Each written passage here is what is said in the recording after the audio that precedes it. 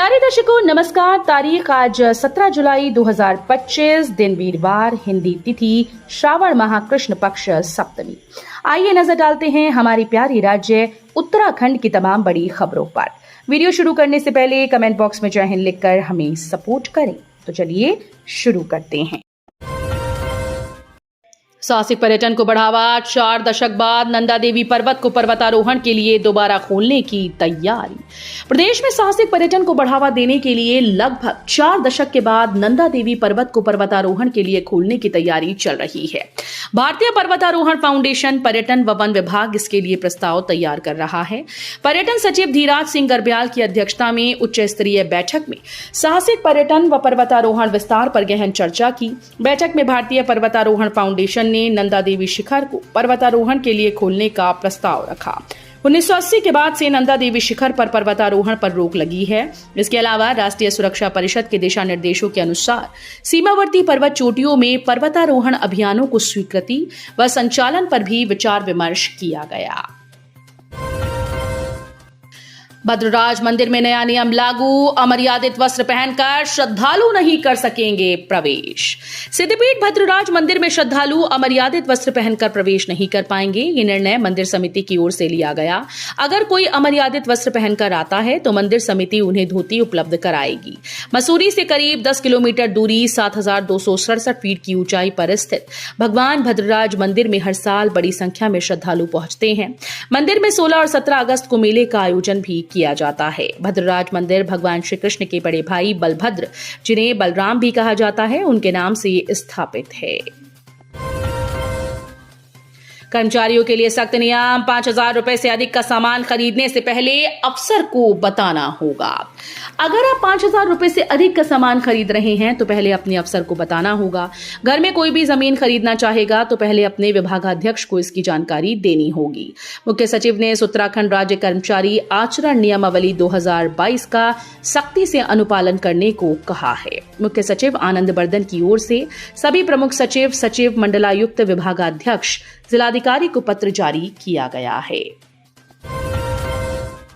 प्रदेश Congress committee ने 3 नेताओं को किया निष्कासित, पार्टी विरोधी गतिविधियों में थे शामिल।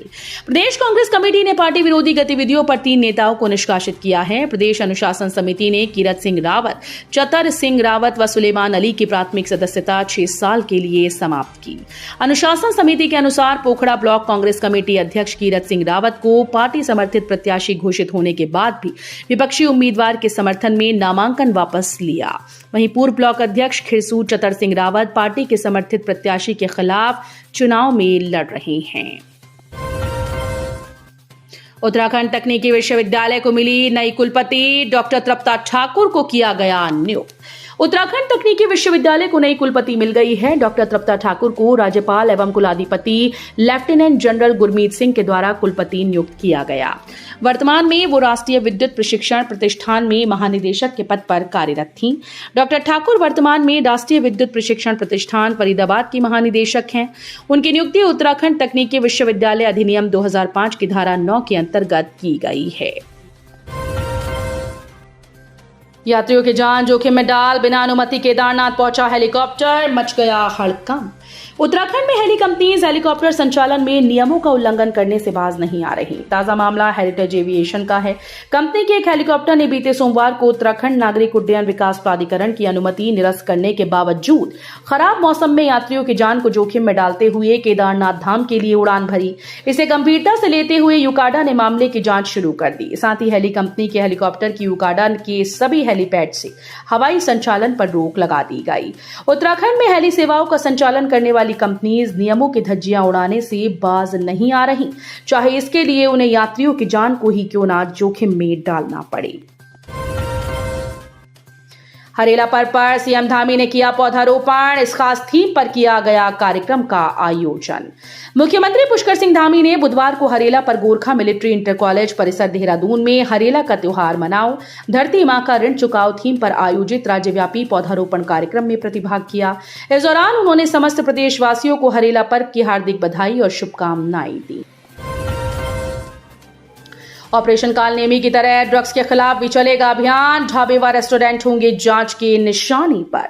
प्रदेश सरकार अब ऑपरेशन कालनेमी की तरह ड्रग्स के खिलाफ अभियान चलाने जा रही है। युवाओं में नशे के बढ़ते खतरे को देखते हुए राज्य के सभी मेडिकल, तकनीकी और उच्च शिक्षण संस्थानों के आसपास ढाबे, रेस्टोरेंट व अन्य स्थलों में लगातार निगरानी बढ़ेगी और संदिग्ध होने की स्थिति में छापे की कार्रवाई की जाएगी। ये सभी स्थान अब पुलिस व प्रशासन के निरंतर निशाने में रहेंगे। मुख्य सचिव आनंद वर्धन ने मंगलवार को राज्य सचिवालय में नशा विरोधी अभियान के तहत अब तक की गई कार्रवाई की समीक्षा की और दिशा निर्देश दिए। अस्कोट के भानुराज सिंह का केंद्रीय मंत्री नितिन गडकरी को पत्र, टनकपुर से धारचूला तक एनएच की मांग। अस्कोट के भानुराज सिंह पाल ने केंद्रीय सड़क परिवहन और राजमार्ग मंत्री नितिन गडकरी को पत्र लिखकर टनकपुर से अस्कोट होते हुए धारचूला तक सीधे राजमार्ग बनाने की मांग की है। उन्होंने इस पत्र के माध्यम से बताया कि कैसे धारचूला सामरिक दृष्टिकोण से भारतीय सीमा पर एक प्रमुख स्थान है, जिसकी सीमाएं नेपाल और तिब्बत को जोड़ती हैं। वहीं टनकपुर से धारचूला तक कोई सीधा राजमार्ग न होने के चलते चंपावत, लोहाघाट और पिथौरागढ़ होते हुए जाना पड़ता है, जिसमें 10 से 11 घंटे लगते हैं। शिक्षकों ने प्रार्थना सभा में बच्चों को गीता के श्लोक पढ़ाने का किया विरोध, निदेशक को लिखा पत्र। शिक्षकों ने प्रार्थना सभा में बच्चों को गीता के श्लोक पढ़ाने का विरोध किया। SC/ST शिक्षक एसोसिएशन ने इस मामले में शिक्षा निदेशक को पत्र लिखा। पत्र में कहा गया कि एक धार्मिक ग्रंथ है, संविधान के मुताबिक शैक्षणिक संस्थानों में धार्मिक शिक्षा प्रदान नहीं की जा सकती। शिक्षक एसोसिएशन के अध्यक्ष संजय कुमार टमटा ने कहा कि भारतीय संविधान के अनुच्छेद 28(1) में स्पष्ट रूप से उल्लेख किया गया है कि पूर्णतः या आंशिक रूप से सरकारी निधि से संचालित शैक्षणिक संस्थानों में धार्मिक शिक्षा प्रदान नहीं की जा सकती है। हरिद्वार में डाक कावड़ वाहनों के लिए वन वे प्लान, कनखल से एंट्री, सिंहद्वार से होगी निकासी। बुधवार को आईजी गढ़वाल राजीव स्वरूप ने हरिद्वार पहुंचकर कांवड़ मेला क्षेत्र का भ्रमण किया। उन्होंने सुरक्षा व्यवस्थाओं को परखा, कांवड़ यात्रियों पर पुष्प वर्षा कर स्वागत भी किया। सभी से नियम कानून का पालन करते हुए शांति व्यवस्था के साथ जल भरकर अपने गंतव्य को प्रस्थान करने की अपील की। साथ ही हुड़दंग करने वालों के खिलाफ सख्त कार्रवाई के निर्देश भी दिए। सेना में नौकरी लगवाने के नाम पर हड़पे 17.68 लाख, बिहार रेजिमेंट के जवान के खिलाफ FIR दर्ज। सेना में नौकरी लगवाने के नाम पर बिहार रेजिमेंट के जवान ने एक व्यापारी से 17.68 लाख रुपए हड़प लिए। व्यापारी की शिकायत पर कैंट पुलिस ने आरोपित जवान के खिलाफ मुकदमा दर्ज कर जांच शुरू कर दी।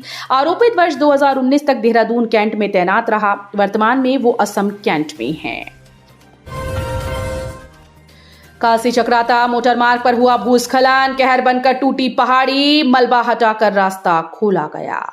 कालसी चक्राता मोटर मार्ग पर अचानक भारी भूस्खलन हो गया। गनीमत रही कि इस दौरान यहां से कोई वाहन नहीं गुजर रहा था। अचानक पहाड़ी दरकने से आवाजाही बंद हो गई। हालांकि बाद में मलबा हटाकर यातायात को सुचारू किया गया। बुधवार को जजरेट में पहाड़ से भारी मात्रा में मलबा आने के बाद फिर से कालसी चक्राता मोटर मार्ग बंद हो गया। 200 से अधिक वाहन फंसे रहे। सड़क की सुरक्षा दीवार धराशायी हो गई। 2 JCB से मोटर मार्ग से मलबा हटाया गया। मंगलवार को भी पहाड़ से मलबा आने से मोटर मार्ग बंद हो गया था। दिल्ली हरिद्वार हाईवे पर हादसा, जल लेकर गाजियाबाद लौट रहे कांवड़ यात्री को कार ने मारी टक्कर, हुई मौत।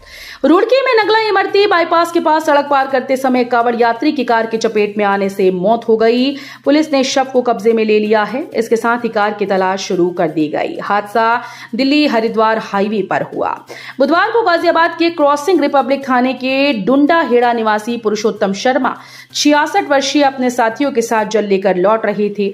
वो दोपहर के समय नगला इमरती बाईपास पर एक होटल के पास पहुंचे तो सामान लेने के लिए सड़क पार करने लगे। इस बीच एक कार ने उन्हें अपनी चपेट में ले लिया। कार की चपेट में आकर वो घायल हो गई। तो ये थी उत्तराखंड की बड़ी खबरें। हम मिलेंगे अगले बुलेटिन में। तब तक के लिए धन्यवाद।